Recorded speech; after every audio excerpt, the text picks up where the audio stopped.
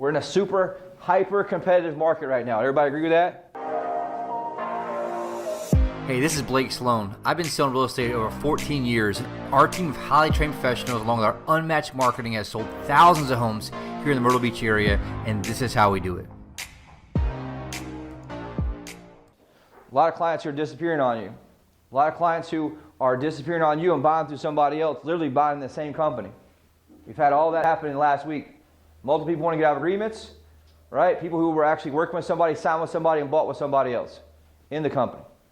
Now, if they buy in the company, and there's over 5,000 agents, what do you think the chances you got a whole lot more clients buying with somebody else behind your back that you don't know about? A lot, right? Now, what's really put the fuel on the fire is you have this super hyper-competitive market when things are very intense to what's happening. They work with you. You write an offer up, right? They do an offer with you. It gets accepted or doesn't get accepted. What do? They panic and they freak out and they leave you. Multiple times this week, people want to get out of agreements. One of which had a successful offer accepted on a property. This past week, we had a client who was signed with us, worked with somebody, disappeared, bought with somebody else in the company. Right? And so this is going to continue to happen more and more and more. Why? Because everything's moving faster than ever. Everything's faster. Emotions are faster. Emotions are higher. Clients are scared. Clients are worried. And they think that you may not be the best one to help them out in the scenario. A lot of noise. There's people are talking to you everywhere. They're scared. So when they're scared, what happens? They panic and they make very quick, brash decisions that a lot of times don't make any sense. AKA turning on you and who you are. Same thing happens on the seller side, right? They quickly turn on you. They have somebody else tell them how things are. And so I just want to talk about today the client conversion.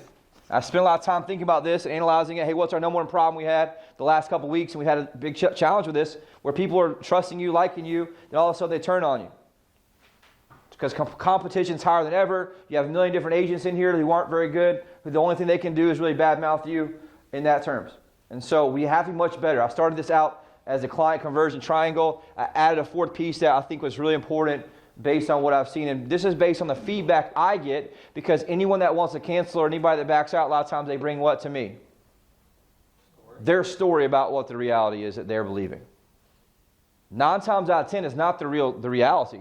It's what they're believing or it's the lie they're telling themselves or telling me to try to get out of that scenario. Right? But you got to ask yourself, why does a client leave me? Why does a client not want to work with me? Why does a client ghost me? Why does a client, and this is somebody who've met with, articulated value, signed to an agreement, and all of a sudden they disappear. Has anybody had that happen? Everybody, right, has had that happen. And here's the thing, it's a you issue. It's not them. You have to understand that if I just check off the box that this them and they're crazy and they just went away, that's a problem with me, not them. I didn't do something that could have saved that person from them buying from me. This happens a lot. And so does that uncomfortable to kind of think about sometimes?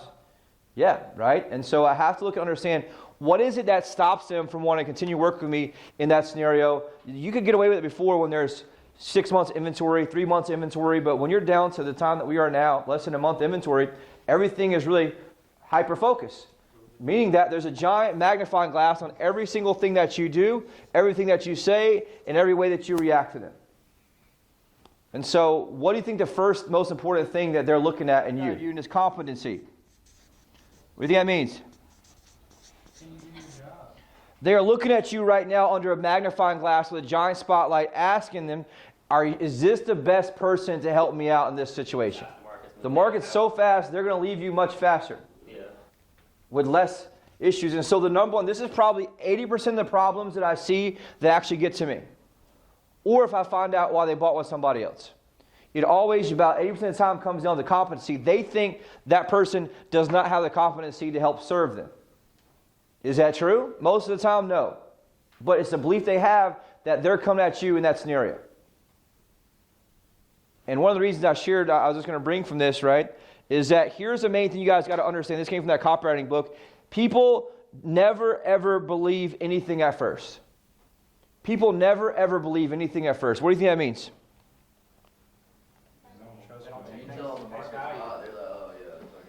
Well, even if they know it, they know it's hot, but they don't know if you're the best fit for me in this hot market. So if I know the market's hot and I'm from up north and you're slow in response to me, you're slow in the way you talk to me, you're slow in how you show up with your energy on the phone, guess what I think about you? You're incompetent, you can't help me in a quick market. Very, very important that you guys understand this and how important this is right now. And so the first piece is I want you to understand is every single second that you're communicating in any way with anyone, both telephone, face-to-face, text message, email, anything, you have to understand that you're on stage. What do you think that means? You're on stage. They're just judging you the whole time. They're judging you the whole time, but I want you guys to take it deeper than that. What does that mean? Spotlight's on you. Spotlight's on you. So if I'm on stage and the spotlight's on me, how do I act? If anybody been to a Broadway play or a play? Yeah. What do you notice about everything that they do? It's much higher energy. It's times 10, right? I'm not necessarily acting, but if I come in there and do something boring, without my voice being up, without my energy being up, without overdoing it just a little bit, what I believe, I get tired, I get bored, I don't really pay attention to them, right? And so you have to understand, I see this a lot in terms, I'm going to take this another second piece, but you have to understand that everything you do is on stage. I think a lot of people, they get comfortable, you met with them, they like you this time, all of a sudden you go back to where? Right? Zero energy, being calm, being laid back, and guess what they need? They need somebody who's on stage. They need somebody who's out here acting, who's putting on this energy that's allowed me to understand every single move that you do is being judged. And so you have to have that intensity of understanding, hey, look, the way I talk on the phone, the way I respond to them, the way I act in person, the way I look in person, the way I dress in person. I can't tell you how much feedback I've got from people who tell me how horrible the other agent showed up. They're wearing cargo shorts, they're wearing shorts, right? They're wearing jeans, they're wearing this, whatever it may be in that scenario. If I'm meeting any client, I need to have business dress on no matter what. Period. Okay, you got to understand that they're judging everything about you all the time. I want you to write the word spotlight. What that means, if I got the spotlight on me while I'm on stage, I got to be on point. Every little thing has to be right. I have to nail it. Right? I want you guys to understand and think about that. This includes the second piece right here, which I think is very important, is tonality. I'm noticing this a lot in terms of client conversion, both on the telephone, face-to-face, appointments, all these things. What does that mean? Subconsciously, they're literally scoring you in their mind. They don't understand there's a score to it. They're scoring you. Hey, look, is this person good enough?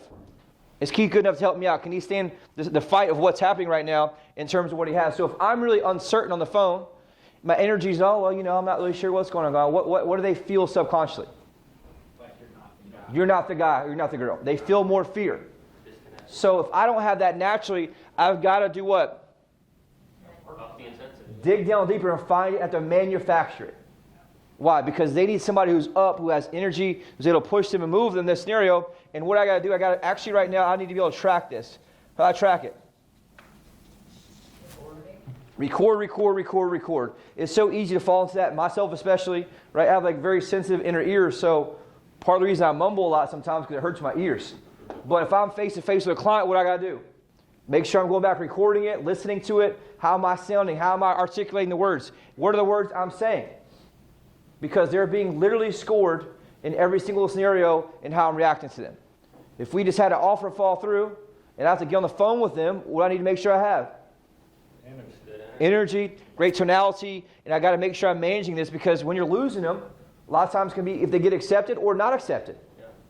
Or your third follow-up call after you sign them. So if I don't bring the energy on my third follow-up call after I've signed them, we're watching everything disappear. Everything's great. Same thing with my listing agent right now. Guess what? All this matters. Why? Listings are more valuable than ever, more competitive than ever. Listing leads cost more than ever because that means more people are trying to spend money to get them. Not to mention people pumping in and getting real estate right now. Right? So it's very, very important to understand that piece. Third piece, I got this from Jordan, but it's very important. I think this is a big one right here. Number 3, you got to be sharp as a tack.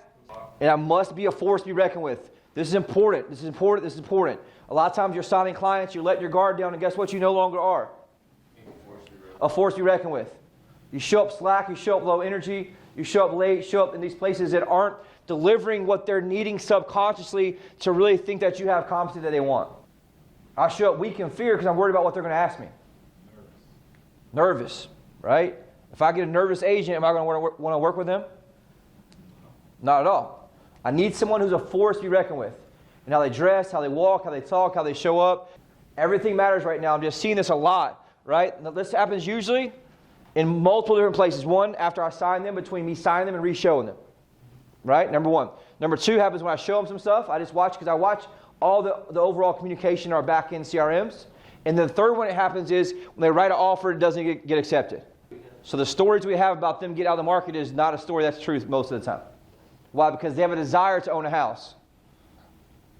And so it's very important for us to understand that in that aspect. Fourth piece here, very important. This is one we run into a lot. One of the biggest ones. Speed of response. I'm telling you right now, when the market's hot and it's hyper sensitive and hyper competitive, I have to make sure I'm focusing my time on speed of response. My client reaches out to me or requests something, I can't respond 12 hours later, 5 hours later. It's got to be instant. Why is that? Because we're in a world where everything gets everything instantly. And if not, they'll log around to Zillow or anything else, press a button, have somebody talk to them, literally connect them one-to-one. And so you got to make sure that you're watching what's going on, what's happening. The problem with most agents is they're not really as busy as they think they are. And so I'm telling you, one of the most valuable things you can do right now as an agent is focus on your speed of response to your clients, your leads, anybody else you're working with. How do I know? I watch their speed of responses both on the back end of the systems, and I watch when they disappear. I watch them resubmit, and we've even had them, they'll submit there, ask a question, go right to Zillow, ask a question, have to pay to get that lead again a second time. So speed of response really matters. You guys with me on this? Super, super important. And this I put here because this comes down to a competency issue. Why? Because if you can't respond quick enough, you can't handle this market. It's that simple. That's what they think, right? For sure, and it's true.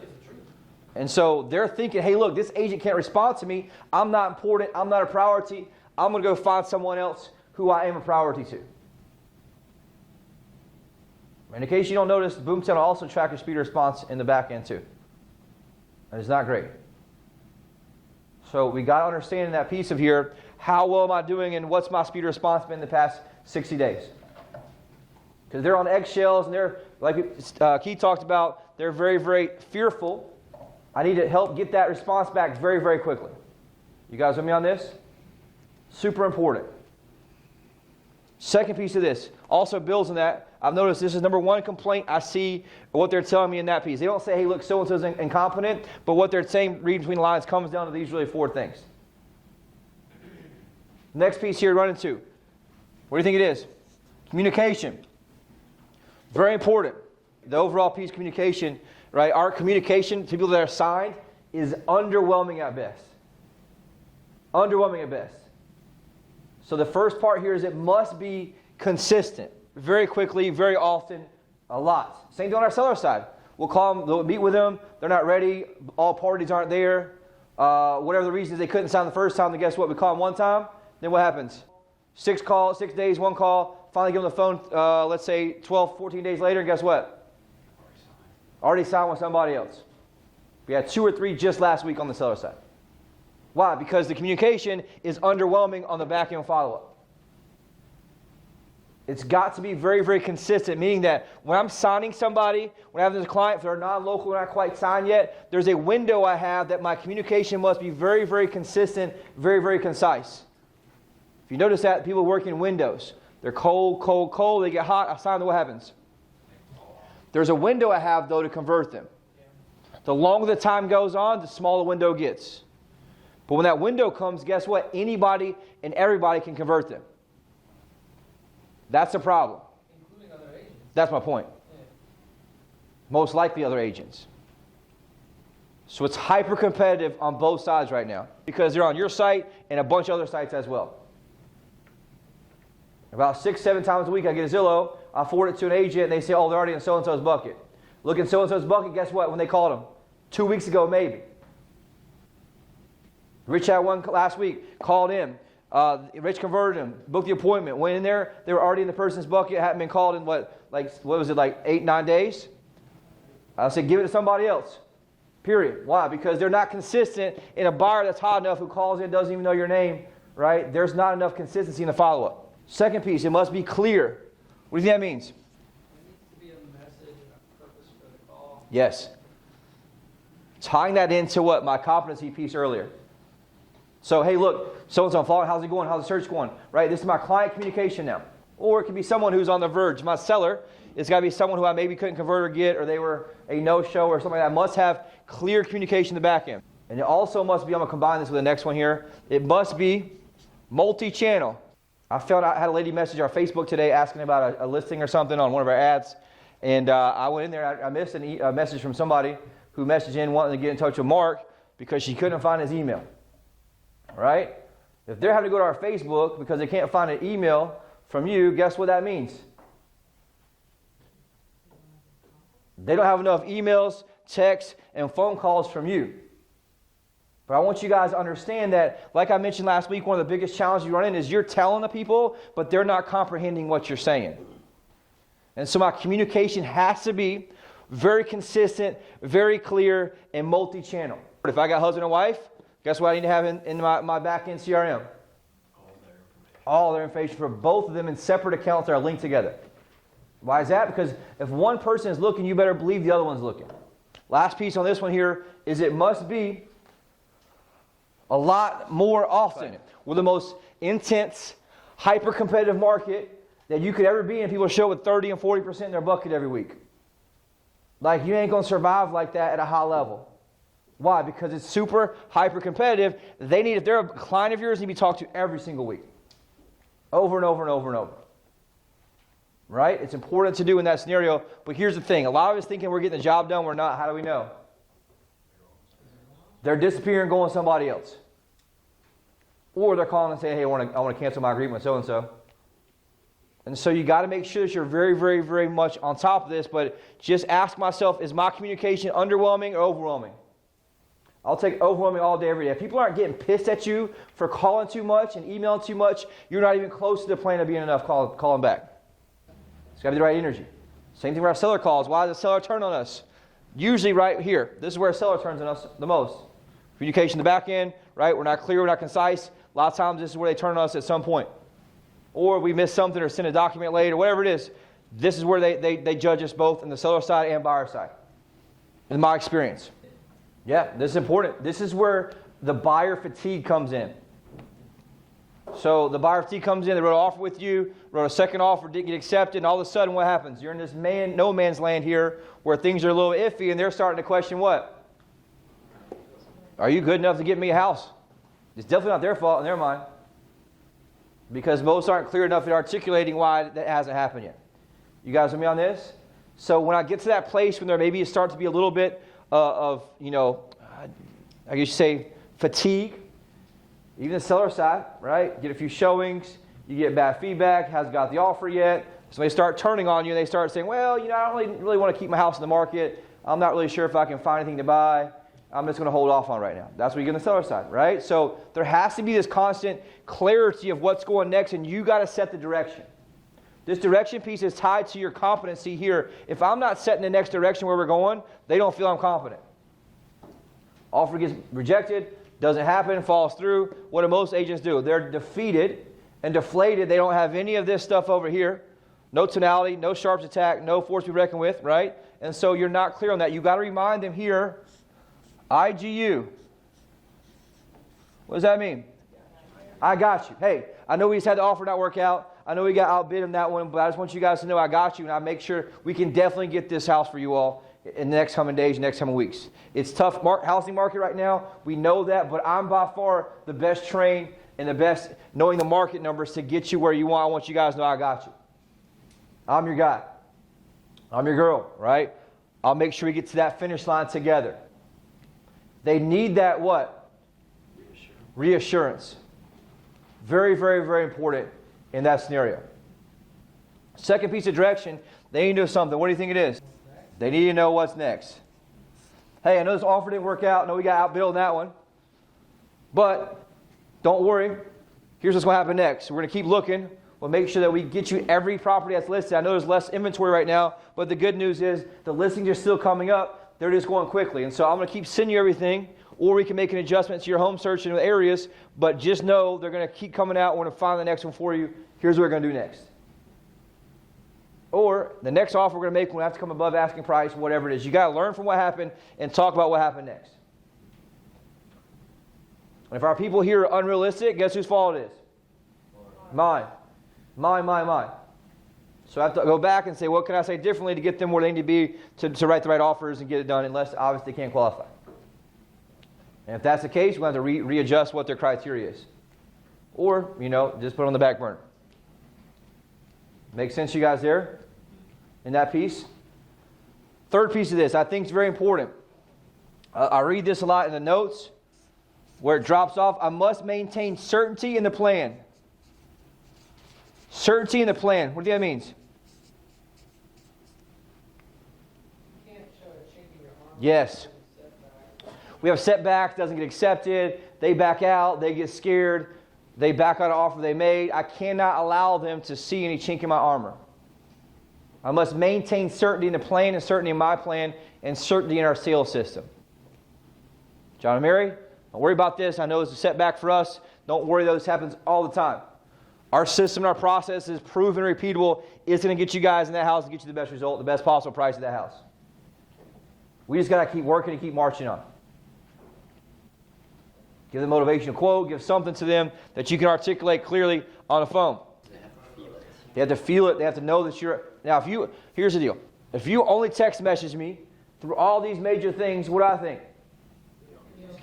You're not confident. You're some kid who can't even pick up the phone to call me. I saw a meme yesterday that said, I like to assert my dominance over millennial real estate agents by picking up the phone and calling them to their text message. Right? Pick it up, call them, talk to them. For your clients, that is. Make sense? Very, very important in that scenario, that asset. Last piece here. I must remain confident in the challenges. Yep, and this also is also with a client. So Chris, I'm with a client. I talked about this over the weekend. I'm with a client, and they ask me about a question. I don't know what I do. Yeah, so if you're not confident in yourself, can they be confident in you? And then it comes across to your client like you really don't know, even though they've never asked a question yet. Does this make sense to you guys? Or what happens is they ask you a question you don't know, and what do? That's what I'm looking for. It's very simple. No matter what question you get from anybody, it's a right or downer. Hey, John and Mary, I don't know, that information is not public. I would not know that if I was not the seller or representing them. But what I'll do for you is call and find out that for you immediately. John and Mary, that information is not public. I would not know that unless I was the owner of the property or working directly with them. Obviously, in this situation, I'm not, so I'll call them and find out for you. John and Mary, that information is not public. So I don't own the property, and I'm not representing the seller, so I would not know that. But what I'm going to do for you is find that out for you along any other questions you have. Does that make sense? Because what I do there, I have to justify in their mind why I don't know that information. I have to close the loop. And so now you don't sit there like you're a deer in headlights when you get a question you don't know that's not on the MLS sheet or the tax records.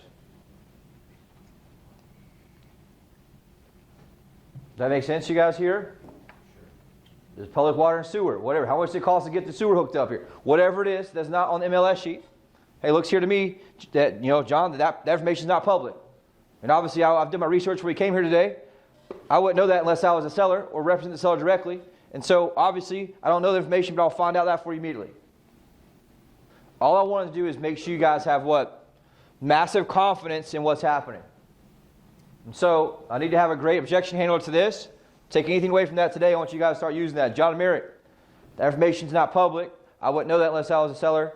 And you can't do it as a did. You got to be very nice about it. You know what I'm saying? Look at your sheet, play the game a little bit. I wouldn't actually know the information if I wasn't the seller or representing the seller directly. So obviously, I don't have that in front of me, but I'll make sure I get that for you guys ASAP. Last piece here, what do you think it is? It's compassion. I must have compassion. Why do you think that's on here? They have to know that you feel for them. Yeah, a lot of times I get complaints from people. Guess what they think? I don't really feel like that, so-and-so really cares about me, or I think they don't really understand me. I think that we just don't really get along. I mean, whatever it is. Same thing from writing an offer up and then wanting to see a property. We talked about the example on Thursday, right? The guy who wanted to write an offer up on a property above, he wanted to go look at a property above what he's qualified for. Right? We got to show them in peace, no matter how I collide with them. Number one, I got to show them that I care. And for me to do that, what do I have to do? Before that, I have to actually care. I have to care about the people. Now, there's a lot of people that say, well, you know what? I struggle with empathy. What does that tell me? If I struggle with empathy and I can't get empathy, what does that tell me? So I've got to find empathy. Meaning do what? I dig, I find a way to like them, I practice, I learn it, I study, I find a way to connect with people. Very, very important. It's very, very important that. This is a piece here, empathy. Also it can be rapport, right? The connection piece will be next, but I actually had something here from this. People like people who are like themselves, those they would like to be, and those that like them back.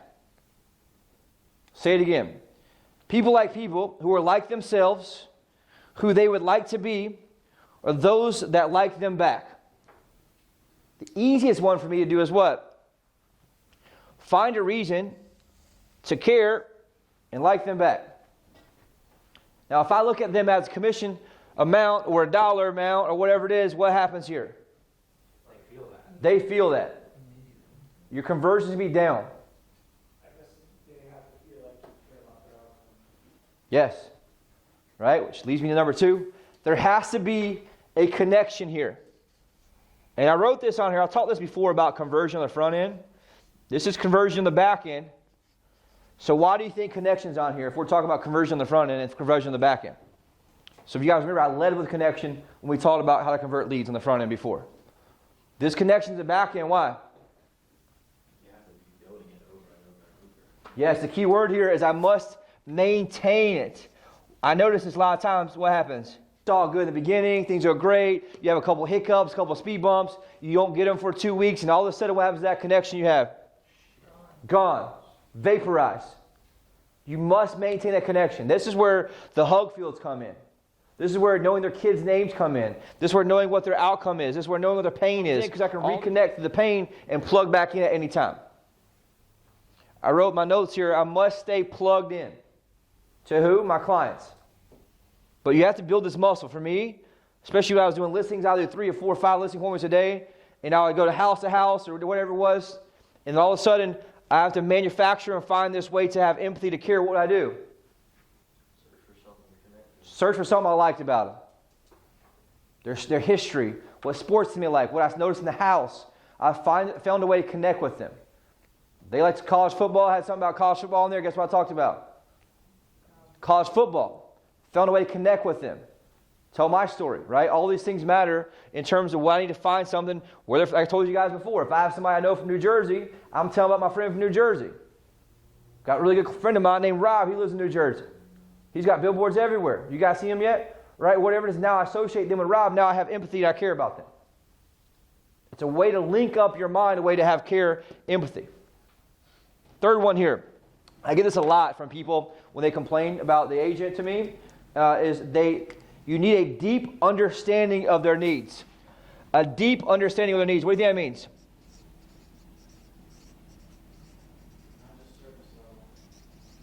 So what do you think the complaint I get from people all the time is? I feel like so-and-so doesn't really understand what I'm looking for. I feel like so-and-so doesn't. Now here's the thing. You understand what you're looking for, but guess what? It's not even out there. Doesn't exist. But they don't feel that you understand why, because you haven't taken the time to talk about it. And it goes back to, I think, the 7 levels of communication. It says, what? Seek first to understand before you seek to be understood. Seek first to understand before you seek to be understood. They need to know that you understand. So let me get this clear. It's super important for us to have 3,000 square feet, brick house, under 700,000. Right? In that piece. And then what do? Make it very clear to them, hey, there's the deal. Zach, I'm going to send you every single property anywhere that's all brick, 3,000 square feet, under 700,000. There's just one small problem with that. What do you think that is, Zach? There's not a whole lot of them. I know it's exactly what you want. I got that taken right here in my notes, actually. Because I care about you and I care about this outcome, it's very important for me to help you understand here, especially considering your service you had for our country. Because a lot of times what they need ain't out there. So I need to slow down. Hey, let me re-articulate what they said to me. Here's what they want. And then I'm going to tell them, hey, look, here's the reality of what's going on. In this conversation I have called the reality of the market. Does that make sense? Super important, that piece. Fourth one here, I think super important. They need to felt heard. What does that mean, you think? They need to feel heard.